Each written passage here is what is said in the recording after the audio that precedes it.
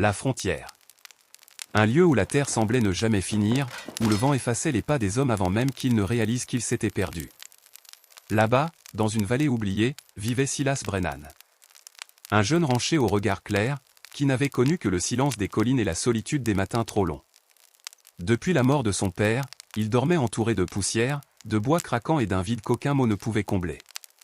Chaque jour, il se levait avec le même poids dans la poitrine, travaillait jusqu'à ce que ses mains saignent, puis s'endormait au son de sa propre respiration.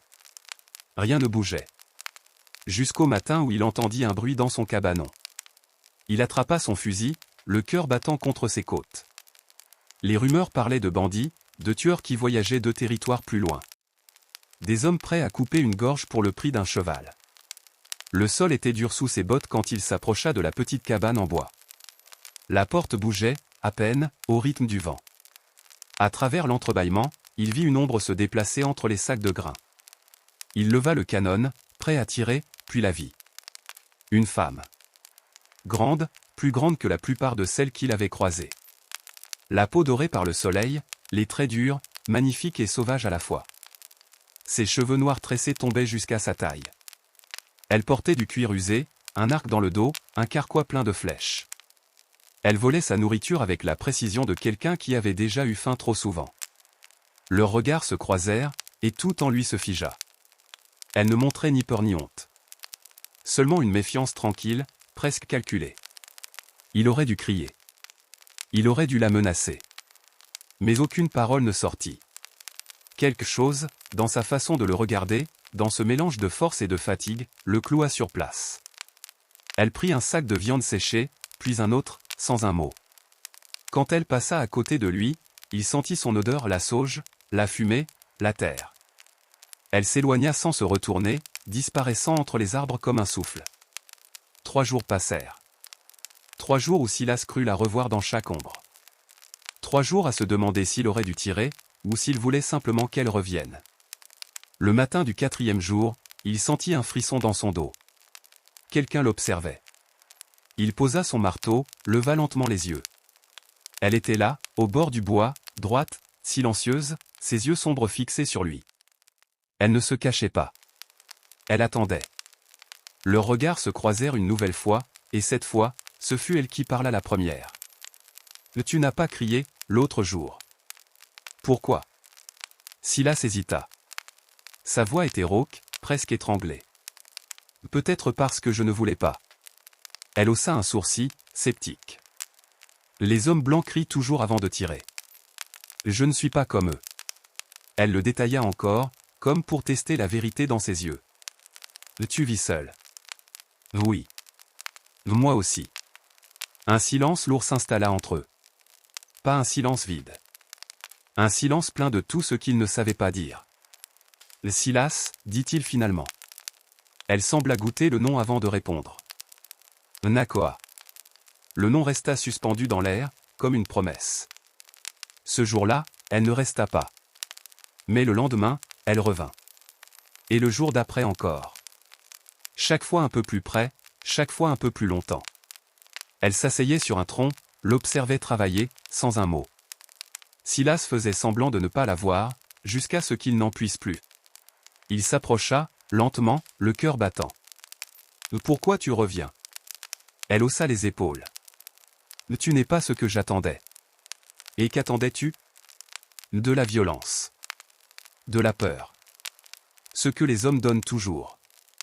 Mais toi, tu m'as laissé partir. Pourquoi ? Silas ne sut pas quoi répondre. Alors il dit la seule chose vraie. Parce que tu en avais plus besoin que moi. Elle le fixa longuement, puis se leva, aussi droite qu'un arbre. Tu es un homme étrange, Silas Brennan. Et avant qu'il ne trouve quoi répondre, elle disparut encore une fois dans les bois. Le lendemain, elle franchit la limite de sa terre. Non plus pour voler. Non plus pour observer.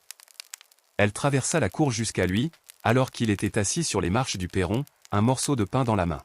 « Tu as peur de moi » dit-elle simplement.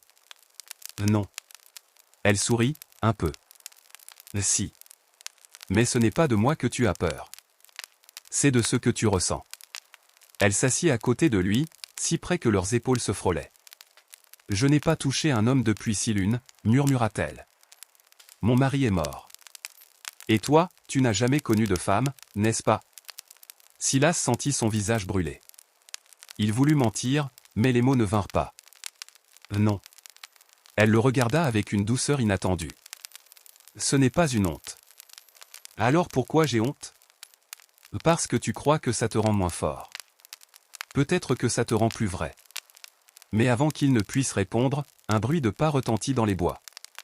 3 silhouettes apparurent entre les troncs. Des guerriers apaches, arc en main, les yeux pleins de colère. Nakoa se redressa aussitôt, l'âme au poing. Les mots fusèrent dans sa langue, rapides, durs. Silas ne comprenait rien, mais il voyait la tension dans ses épaules. Les ordres. Les menaces. Puis, soudain, elle se retourna vers lui, et dans son regard, il lut tout ce qu'elle ne pouvait pas dire. Elle partit. Cette nuit-là, Silas ne dormit pas. Et 2 nuits plus tard, il l'entendit frapper à sa fenêtre. Des pierres. Puis sa voix. Ouvre. Vite. Il descendit les escaliers presque en trébuchant, le fusil à la main, le cœur cognant si fort qu'il avait l'impression que la maison entière pouvait l'entendre. Lorsqu'il ouvrit la porte, la nuit entra avec elle. Nakoa se tenait sur le seuil, haletante, une marque violette étalée sur sa pommette. Ses yeux, eux, étaient glacés et lucides. « Ils viennent, dit-elle. Pas loin derrière. » Derrière elle, le vent portait des voix. Des silhouettes entre les arbres. Des torchers encore cachés par les troncs. Ce n'était plus une menace vague. C'était une chasse. « Qu'est-ce que tu as fait ?» demanda Silas. J'ai dit non. 2 mots. Suffisant pour tout comprendre. Elle avait refusé l'homme qu'on lui imposait. Elle avait refusé de devenir un nom dans la bouche des autres. Et pour eux, ce refus valait une trahison. Elle toucha son bleu du bout des doigts, sans grimacer. Mon frère a dit que j'avais déshonoré Takakota. Que je déshonore notre peuple. Ils veulent me reprendre. Ou me faire disparaître. Les voix se rapprochaient. Silas sentit sa gorge se serrer. Il n'avait aucune chance dehors, fusil ou pas. Il la saisit par le poignet. Viens. Il la tira à l'intérieur et referma la porte. Le bois vibra au moment où un cri monta du fond de la nuit. Elle tourna la tête vers le son, tous ses sens en alerte. Où? Là. Il souleva le tapis au milieu de la cuisine, révéla une petite trappe. Le genre de cachette qu'on prépare pour les tempêtes ou les mauvaises visites. Descends. Et toi? Je descends aussi. Elle hésita une fraction de seconde. Ses yeux plongèrent dans les siens, comme pour savoir si elle pouvait lui abandonner son corps, sa vie, son nom. Puis elle hocha la tête et se laissa glisser dans l'ouverture.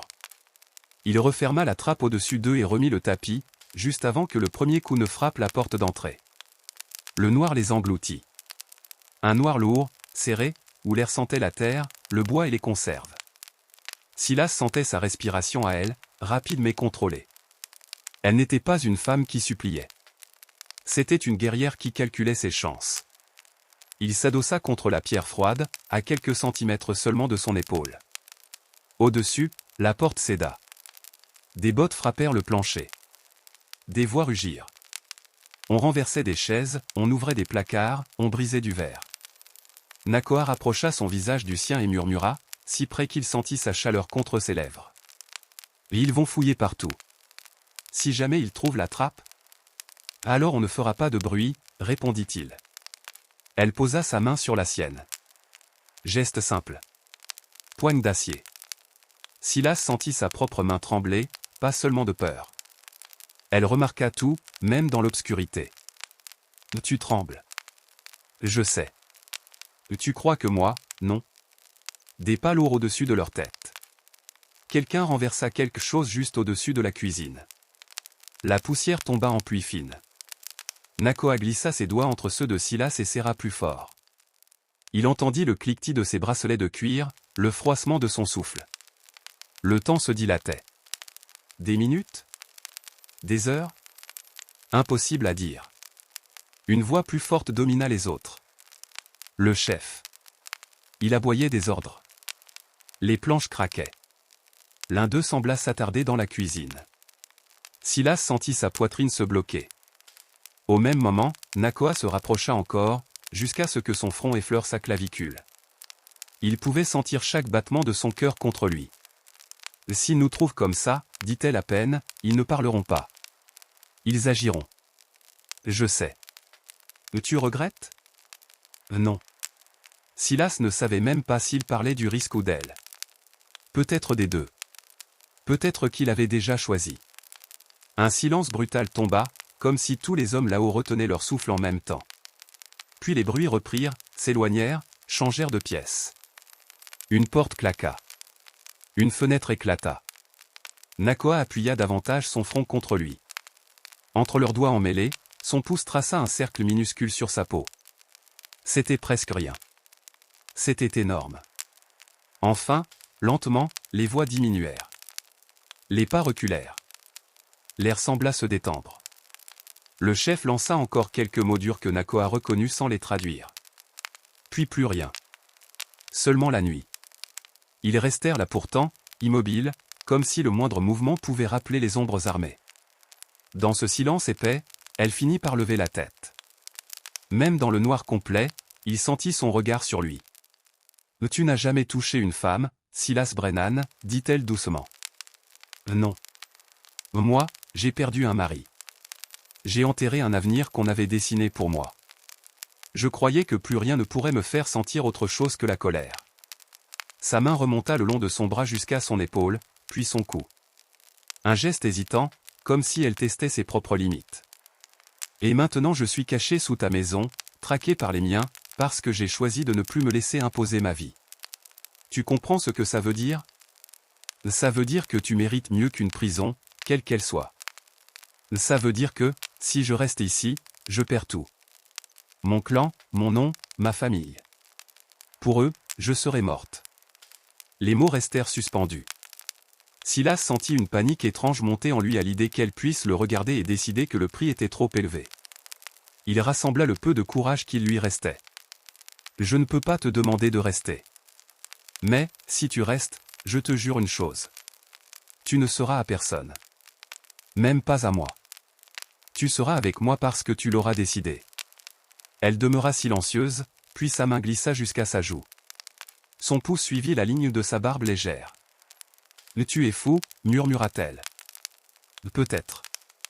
Ou peut-être que tu es le seul homme que j'ai rencontré qui comprend ce que veut dire choisir. » Ses lèvres trouvèrent les siennes dans l'obscurité. Un baiser sans témoin, sans spectacle, sans promesse facile. Un baiser qui sentait la peur, la fatigue, l'acharnement à rester vivant malgré tout. Silas resta figé d'abord, submergé. Puis quelque chose en lui céda. Il répondit, maladroit, sincère, comme quelqu'un qui découvre qu'il peut encore avoir faim de quelque chose d'autre que de survie. Lorsqu'elle se détacha, leurs fronts restèrent collés. « Voilà pourquoi, dit Nakoa à voix basse. Voilà pourquoi je suis revenu ici. Parce que dans si lune de douleur, tu es la seule chose qui m'ait fait me sentir encore en vie. » Ils ne dirent plus rien. La nuit passa doucement au-dessus d'eux. Quand Silas ouvrit enfin la trappe, l'aube peignait la cuisine de lumière pâle. La maison portait les marques de la fouille violente, mais elle tenait toujours. Comme eux. Nakoa sortit la première. Elle balaya la pièce du regard, les muscles tendus, prête à fuir au moindre bruit. Personne. Seulement les chaises renversées, les éclats de verre, les traces de pas. Elle inspira profondément. « Ils reviendront, dit-elle. Je sais. Ils ne comprennent pas pourquoi je suis ici. Ils ne comprendront jamais. Alors laisse-les ne pas comprendre. » Il dit cela avec une simplicité désarmante, comme si défier une tribu entière n'était qu'une question de volonté. Elle le fixa, mi-exaspéré, mi-touché. « Tu ne réalises pas ce que tu risques. » Si. Les jours suivants, elle ne partit pas. Elle resta. Pas comme une invitée craintive, pas comme une prisonnière cachée, mais comme quelqu'un qui marchait enfin sur un sol qu'elle avait choisi. Elle travailla à ses côtés comme si le ranch avait toujours été en partie le sien. Elle réparait les clôtures avec une assurance dont Silas n'avait jamais été capable. Elle montrait aux chevaux une patience dure, ferme, qui calmait même les talons le plus nerveux. Elle parlait peu, mais chacun de ses gestes reconstruisait quelque chose en lui. Un matin dans l'écurie, leurs mains se touchèrent alors qu'ils attrapaient en même temps le licol. Le contact dura 1 seconde, 2 tout au plus. Mais c'était suffisant pour faire exploser le silence entre eux. Silas retira sa main comme s'il s'était brûlé. « Pardon, murmura-t-il. »« Ne t'excuse pas de me toucher, répondit-elle calmement. À moins que tu ne le veuilles pas. Ce n'est pas ça. Alors quoi? J'ai peur. De moi? De vouloir quelque chose que je ne comprends pas. Elle s'approcha, jusqu'à ce qu'il puisse voir chaque nuance de ses yeux sombres. Tu crois que je n'ai pas peur? J'ai enterré mon mari. J'ai juré de ne plus laisser personne approcher assez près pour me briser encore. Et regarde-moi. Je suis là, dans l'écurie d'un homme que je connais à peine, à espérer qu'il ne retire pas sa main. Silas sentit quelque chose se fissurer en lui. La culpabilité, la retenue, la honte de n'avoir aucune expérience. Je ne sais pas comment faire, avoua-t-il. Parfait, répondit-elle simplement. On apprendra ensemble. Ce soir-là, ils ne parlèrent presque pas. Ils s'assirent sur le perron, l'épaule contre l'épaule, à regarder le soleil couler derrière les collines. Ce fut Nakoa qui brisa le silence. Mon père disait que la peur, c'est bon. Ça garde en vie. Silas esquissa un sourire. Le mien disait que la peur ne compte pas. Ce qui compte, c'est ce que tu fais quand tu trembles. Alors ce soir, tu trembles? Oui. Moi aussi. Elle posa sa main sur la sienne, sans détour cette fois. Et il ne la retira pas. Les jours devinrent des semaines. Le ranch cessa d'être un mausolée. Il devint un lieu où des rires timides coupaient parfois le silence. Où une voix féminine fredonnait en peaufinant des pièces de cuir. Où un jeune rancher écoutait des fragments de langue apache, de souvenirs d'enfance au bord d'autres feux, d'autres frontières. Mais la frontière n'oublie jamais. Par une fin d'après-midi, alors que le ciel rougissait, Nakoa s'immobilisa d'un coup sur le perron. Silas suivit son regard. Là-bas, à la lisière des arbres, une fine ligne de fumée s'élevait. Puis une autre. Puis une troisième. Des torchets. Et ils sont revenus, dit-elle dans un souffle. Et cette fois, ils ne cherchent plus. Ils viennent me prendre. Silas sentit son estomac se nouer. Combien? Trop. Ils descendirent ensemble les marches. Cette silhouette sortirent de l'ombre, armée, entourée de flammes vacillantes.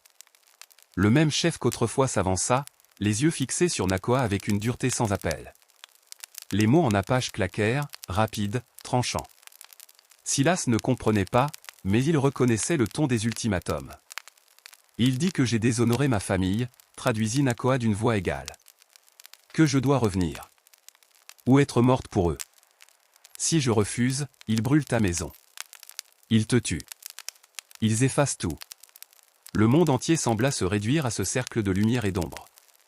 Les torchers, la poussière, la respiration rapide de Silas, la main de Nakoa qui se crispa sur son couteau. Tout en lui criait de reculer, de la laisser partir, de survivre. Il n'était qu'un homme face à cette guerrier. La logique disait, laisse-la. Au lieu de ça, il entendit sa propre voix dire. Non. Une seule syllabe. Elle coupa la nuit comme une lame. Les guerriers se raidirent. Nakoa se tourna vers lui, les yeux écarquillés. Silas. Non, répéta-t-il. Elle reste si elle veut rester. Et personne ne la traîne d'ici comme un objet. Le chef cracha une question acerbe. Nakoa serra les dents. Il demande pourquoi tu serais prêt à mourir pour une femme qui n'est pas à toi. Silas ne réfléchit pas. Dis-lui que je ne possède personne. Dis-lui que tu m'as choisi. Et que je t'ai choisi. Elle traduisit.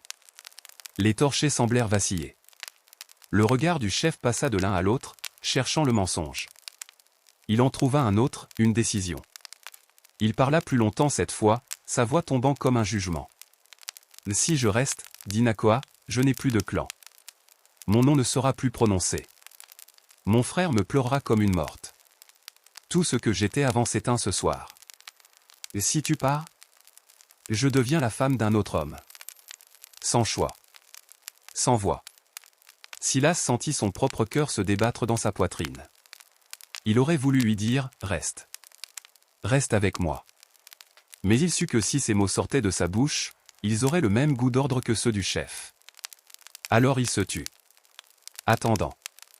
Tremblant. Nakoa avança d'un pas. Elle lâcha le manche de son couteau pour prendre la main de Silas. Sa paume était chaude, ferme, sans hésitation. Elle regarda le chef droit dans les yeux et parla dans sa langue, d'une voix claire. Des phrases courtes, tranchantes, sans appel. Le chef répondit avec fureur. Elle ne recula pas. Leur échange monta, tendu, brutal. Puis, d'un geste sec, il cracha au sol, tourna le dos et marcha vers la forêt. Les autres le suivirent. Pas un ne lança une flèche. Pas un ne mit le feu. Avant de disparaître, le chef jeta un dernier regard à Silas. Un regard lourd, incompréhensible, où il y avait pourtant quelque chose qui ressemblait à du respect malade. Quand la nuit retrouva son calme, Silas réalisa que sa main tenait toujours celle de Nakoa. « Qu'est-ce que tu leur as dit » demanda-t-il. « Que je ne suis plus des leurs.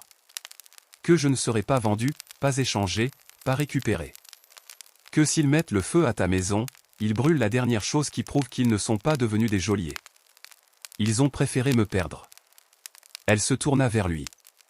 Pour la première fois, il vit ses yeux briller d'une vulnérabilité nue. « Je n'avais aucune obligation de te choisir, Silas. Mais je l'ai fait. Maintenant c'est réel. Mon passé est mort. Il ne reste que ça. Toi. Ce ranch. Ce qu'on va en faire. Mais tu n'avais pas à sacrifier tout ça pour moi. Je ne l'ai pas fait pour toi, dit-elle doucement. Je l'ai fait pour moi.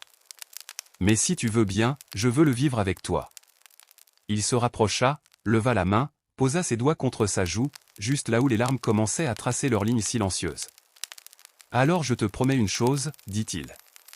Je passerai le reste de ma vie à faire en sorte que tu ne regrettes jamais. Elle ferma les yeux une seconde, comme si ses mots pesaient lourd, puis hocha légèrement la tête. Emmène-moi à l'intérieur, murmura-t-elle. J'ai besoin de sentir que je ne suis plus en fuite. Que je suis chez moi. Ce soir-là, il ne s'agissait plus de fuite, ni de clandestinité, ni de demander pardon. Ils avancèrent ensemble dans la maison mise à sac, ramassèrent les chaises, remirent une lampe en place, rallumèrent un feu. Deux silhouettes dans une maison cabossée, qui décidaient que le monde pouvait hurler dehors, ici, ce serait leur endroit. Tout ce qui se passa ensuite leur appartint à eux seuls, sans spectacle, sans preuve, sans autre témoin que les murs qu'ils allaient rebâtir. Les mois qui suivirent furent faits de gestes simples qui, mis bout à bout, ressemblaient à une réponse obstinée au destin.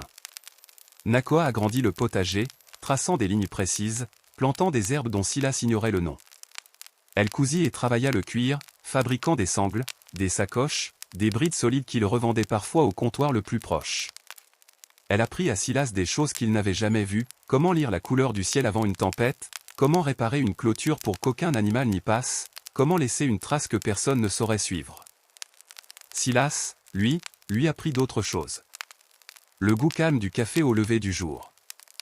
Le confort d'un silence qui n'est plus solitude. L'idée qu'on peut se réveiller au même endroit plusieurs matins de suite sans avoir peur d'être arrêté, jugé, renvoyé. Un matin, il la regarda travailler avec l'étalon rétif de son père. Là où lui avait échoué, elle réussissait, avec une patience inébranlable, à gagner la confiance de l'animal. Il la vit poser sa main sur l'encolure, murmurer quelques mots dans sa langue. Le cheval céda. Il se dit que lui aussi avait cédé, quelque part en chemin, sans même s'en rendre compte. Elle surprit son regard depuis le corral. « Tu me fixes encore » lança-t-elle en s'approchant du perron. « Je n'arrive toujours pas à croire que tu es là » répondit-il. « Je suis très réel. » Elle s'assit à côté de lui sur le banc qu'il avait fabriqué. Leur proximité était devenue naturelle. Sa tête vint se poser contre son épaule comme si chaque jour avait construit ce geste. « Tu regrettes » demanda-t-il finalement, la voix basse. Elle prit le temps de répondre. « J'ai quitté un monde où je n'avais pas de voix. Où j'étais une promesse, un ventre, une dette à régler. Ici, j'ai tout perdu, oui, mais j'ai gagné quelque chose qu'on ne m'avait jamais laissé toucher. La liberté. Le choix. Un homme qui me voit comme son égal. Non. Je ne regrette pas. » Il inspira profondément, les yeux fixés sur l'horizon. « Alors je ne regrette rien non plus. Le soleil déclinait sur des clôtures solides, des chevaux apaisés, un jardin vivant. Deux êtres qui avaient commencé cette histoire brisée, seuls, enfermés dans des rôles imposés, avaient bâti quelque chose qui n'avait rien de spectaculaire pour le monde, mais tout d'extraordinaire pour eux, une vie choisie. Sur la frontière, les rumeurs continueraient de parler de batailles, de pillages et de sang. Mais quelque part, loin des regards, un ranch perdu abritait une vérité différente. Parfois, le plus grand acte de courage, ce n'est pas de tirer le premier. C'est de dire non quand tout le monde hurle oui.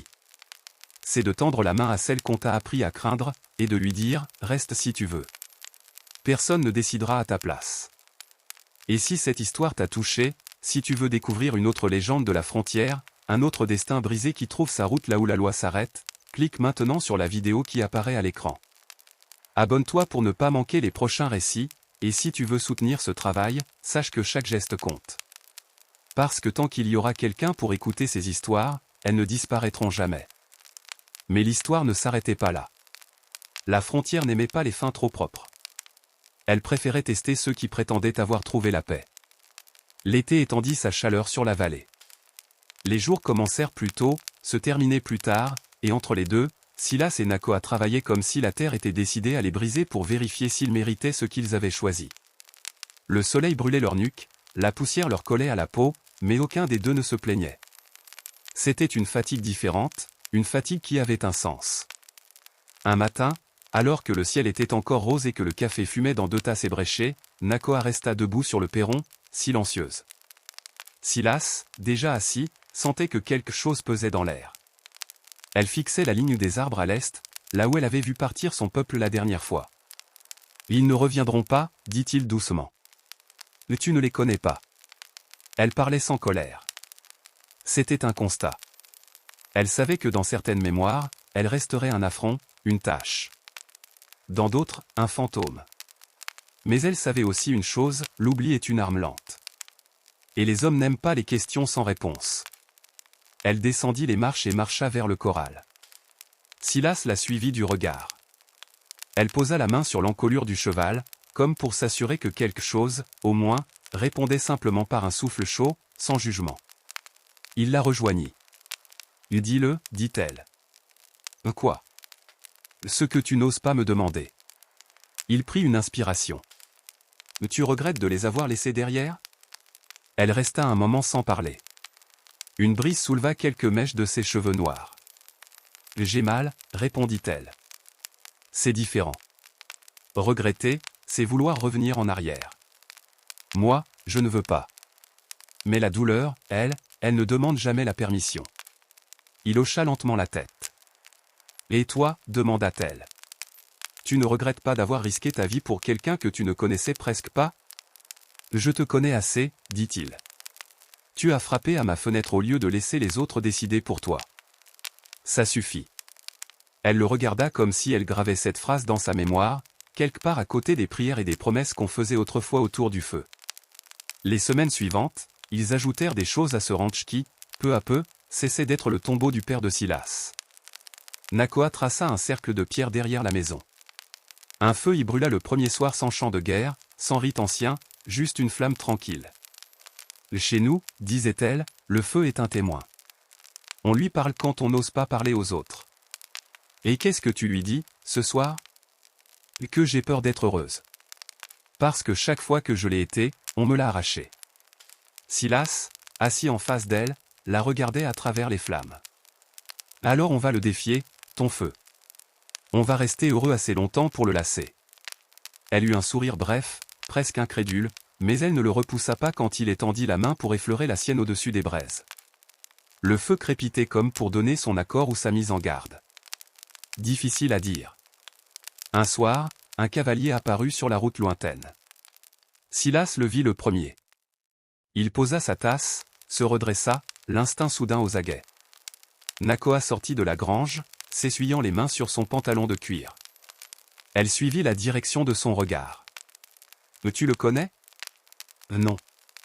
Mais il roule droit. Ce n'est pas un pillard. » Le cavalier approcha, leva une main en guise de salut. Un homme d'une quarantaine d'années, barbe courte, veste usée, regard vif. Il demanda de l'eau, un peu d'ombre, la permission de reposer son cheval. Silas accepta. C'était la règle non écrite de la frontière, aujourd'hui tu donnes, demain tu auras peut-être besoin qu'on te donne. L'homme parlait beaucoup, comme ceux qui passent plus de temps sur les pistes qu'avec des murs. Il évoqua les rumeurs des villes plus loin, une sécheresse au nord, une fusillade dans une ville minière, les tensions entre soldats, colons, tribus. Rien de nouveau, seulement une longue liste de manières différentes de se détruire. Puis son regard tomba sur Nakoa. Il la dévisagea une seconde de trop. « C'est ta femme » demanda-t-il à Silas. Silas sentit le cœur de Nakoa, quelque part à côté de lui, se tendre. « C'est Nakoa » répondit-il. « C'est tout ce que tu as besoin de savoir. » Un silence glissa. Le cavalier sembla évaluer, peser. « Bon, on parle de toi » dit-il finalement à Nakoa. De loin. Une femme apache qui a tourné le dos au sien pour un rancher. Certains disent que c'est un mensonge. D'autres que c'est une trahison. Elle ne baissa pas les yeux. Et toi, qu'est-ce que tu dis? Moi? Je dis que la plupart des hommes ont peur de choisir sans la permission de quelqu'un. Si c'est vrai ce que t'as fait, alors t'as plus de courage que tous ceux qui parlent. Il but son eau, remit le pied à l'étrier et reprit la route. Lorsqu'il disparut enfin dans la poussière, Silas se tourna vers elle. Ça t'ennuie qu'ils parlent? Ils ont toujours parlé. La différence, c'est que maintenant, ça ne décide plus de ma vie. Elle entra préparer quelque chose avec ce qu'ils avaient, laissant Silas seul un instant sur le perron. Ce cavalier venait de lui rappeler une chose essentielle, leur choix n'existait pas dans un vide. Le monde dehors les regardait, même de loin. Mais là où d'autres auraient tremblé devant le poids du regard, Silas sentit au contraire grandir en lui une forme de calme. Comme si le fait qu'on les commande prouvait que leur décision comptait. Une nuit, l'orage éclata comme une punition suspendue depuis trop longtemps. Le tonnerre roula sur les collines, la pluie s'abattit avec une violence rare. La vieille toiture, préparée pour la poussière plus que pour les déluges, laissa passer l'eau à certains endroits. Ils coururent avec des seaux, des bassines, des éclats de rire surpris entre deux jurons. « Tu vois » cria Nakoa en déplaçant un seau, trempé jusqu'aux os. « La frontière a décidé de nous tester autrement. » Elle est jalouse, répondit Silas. Elle se dit, ceux-là sont trop tranquilles, il faut les secouer. Un éclair illumina leur silhouette trempée, le sol boueux, la maison malmenée. Et dans ce bref flash, ils se virent comme l'histoire ne les raconterait jamais, non pas comme une légende tragique, mais comme deux gens obstinés qui refusaient de lâcher. Les jours suivants furent occupés à réparer les dégâts, planches à changer, toits à renforcer, fossés à creuser. Nakoa coordonnait le travail avec l'assurance de quelqu'un qui avait vu des camps résister au pire. Silas la regardait distribuer les tâches, à eux deux. « Mais tu donnes des ordres, maintenant » plaisanta-t-il. « Mais tu veux que ce toit te tombe dessus ?»« Non, chef. » Elle le fixa avec un sourire en coin. « Ne m'appelle pas chef. On n'est plus dans mon clan. »« Alors on est quoi ?» Elle hésita une demi-seconde. « On est nous. » Ça suffit. Un nous simple, posé là, sans fanfare. Silas sentit ce mot s'ancrer plus profondément que n'importe quelle promesse. À l'automne, les premières nuits fraîches tombèrent. Le feu reprit une place centrale. Ils y cuisaient le peu qu'ils avaient, y réchauffaient leurs mains, leurs épaules, leurs confidences. Une fois, sans préavis, Nakoa parla de Takakota. Non pas comme d'un fantôme jaloux, mais comme d'un homme qui avait fait ce qu'on lui demandait, qui n'avait jamais eu la chance de choisir. Elle ne cherchait pas à comparer, seulement à poser les pièces de son passé sur la table, pour qu'aucune ombre ne vienne se glisser entre eux. Silas écouta en silence, sans jalousie, sans impatience. Quand elle eut fini, il dit seulement « Si ce qu'on a devait empêcher de lui rendre honneur, alors on ferait tout faux. Mais je crois que le vrai déshonneur, c'est quand on éteint la vie des vivants pour protéger la mémoire des morts. » Elle le regarda longuement, le feu dansant dans ses yeux. « Tu parles comme un ancien, Silas Brennan. C'est toi qui m'as vieilli. » Non. Je t'ai juste réveillé. L'hiver approchait doucement. Ils avaient empilé le bois, rempli les étagères du sous-sol, renforcé les clôtures. Le ranch tenait. Eux aussi. La peur ne disparaissait jamais tout à fait, mais elle avait changé de forme. Ce n'était plus cette angoisse glacée de perdre tout ce qu'on n'a jamais eu. C'était la peur brûlante de protéger ce qu'on avait enfin construit. Parfois, La nuit, Nakoa se réveillait en sursaut, persuadé d'avoir entendu les pas de son frère, la voix du chef, les menaces anciennes. Silas ne posait pas de questions. Il passait simplement un bras autour d'elle. Elle respirait, comptait ses battements de cœur à lui, et le monde reprenait sa taille réelle. Parfois, c'était lui qui vacillait, le souvenir de son père, ce sentiment de trahison absurde pour avoir changé la maison, pour avoir ri là où avant on murmurait. Alors c'était elle qui le ramenait d'une main posée dans sa nuque, d'une phrase murmurée en apache qu'il ne comprenait pas, mais dont le sens traversait tout de même. Les histoires de la frontière aiment les coups de feu, les fins sanglantes, les héros qui tombent avec panache. Celle de Silas et Nakoa, au contraire, avançait avec une obstination silencieuse. Pas parce qu'ils n'avaient pas eu l'occasion de mourir, mais parce qu'ils avaient choisi, chaque jour, de vivre. Ce choix-là est moins spectaculaire. Mais il est plus rare. Et peut-être que, quelque part, un cavalier raconterait encore, dans un saloon bruyant, l'histoire de cette femme apache qui avait préféré l'exil à l'obéissance, de ce rancher qui s'était tenu seul face à cette guerrier, et du feu qui n'avait pas été allumé cette nuit-là. Certains hausseraient les épaules. D'autres souriraient sans y croire. Mais ceux qui connaissent vraiment la frontière sauraient. Ils sauraient que le courage ne se mesure pas seulement au nombre de balles tirées, mais au nombre de matins où tu restes debout à côté de la même personne malgré tout. Alors si tu es encore là, à écouter cette histoire, ce n'est pas un hasard. Ça veut dire qu'au fond, toi aussi, tu te demandes jusqu'où on peut aller pour défendre un choix qu'on ne regrettera pas. Si tu veux découvrir une autre histoire de la frontière, un autre destin accroché entre la peur et la liberté, clique maintenant sur la vidéo qui s'affiche à l'écran. Abonne-toi pour ne rien manquer, et si tu veux soutenir ces récits, sache que chaque geste compte plus que tu ne l'imagines. Parce que tant qu'on continue de raconter ces histoires, personne ne décide à notre place de ce qui mérite d'être oublié.